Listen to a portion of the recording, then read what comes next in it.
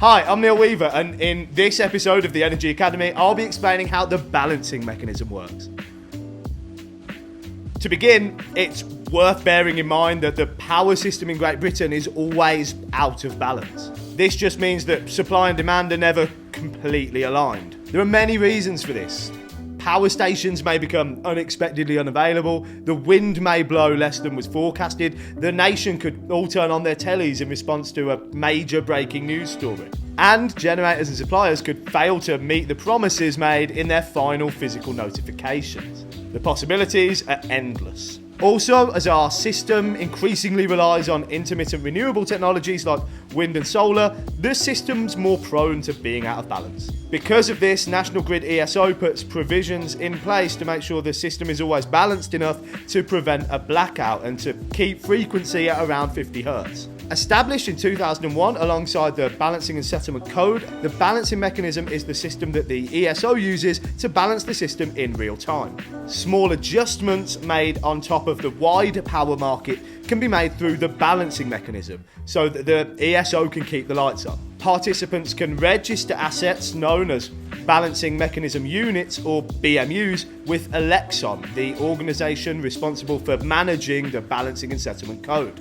The Balancing and Settlement Code is essentially just a massive document that outlines all the rules and regulations of the balancing mechanism. It basically tells participants what they can and can't do. Essentially, when necessary, the ESO decides to take balancing actions by paying participants to flex up or flex down. Registered BMUs must submit a bid and an offer price for each half-hour settlement period by gate closure. The bid price is for flexing down. It's the price at which a generator is prepared to reduce its generation or a supplier is prepared to increase its demand. The offer price is for flexing up. It's the price at which a generator is prepared to increase its generation or a supplier is prepared to reduce its demand. A BMU's bid price and offer price for the same settlement period are almost always different. As I mentioned before, all generators and suppliers, not just BMUs, must confirm their planned generation or demand levels 1 hour before delivery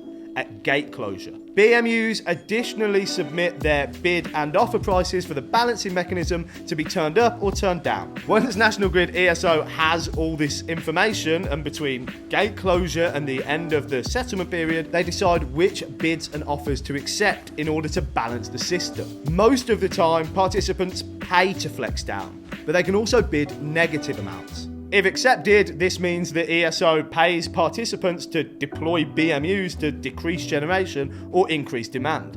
If the ESO accepts a bid or offer price from a BMU, it issues a bid offer acceptance, or BOA. The BMU must then flex up or flex down as required to balance the system. Sometimes generators don't deliver in line with their final physical notifications and bid offer acceptances. In this case, Elexon needs to make up for any shortfall caused by non-delivery, and this costs them. To recover that cost, participants who were out of position, meaning that they did not match their contracted and physical delivery, must pay Elexon.